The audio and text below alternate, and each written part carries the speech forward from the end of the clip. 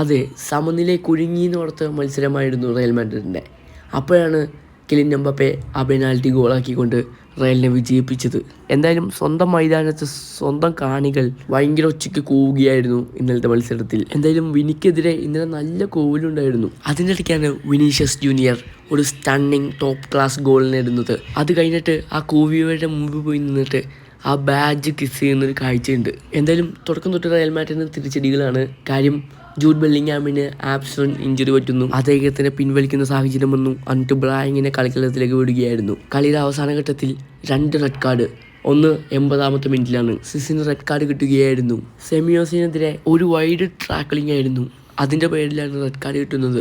അവസാനം ജോവാനയ്ക്ക് ഒരു red card കിട്ടുകയായിരുന്നു. ആ പെനാൽറ്റി ശരിക്കും ബ്രായം വിൻ ചെയ്തതാണ്. ആ പെനാൽറ്റി കിലിൻ എംബാപ്പെ സ്കോർ ചെയ്തുകൊണ്ട് ടീമിൻ്റെ വിജയത്തിലേക്ക് എത്തിക്കുകയായിരുന്നു.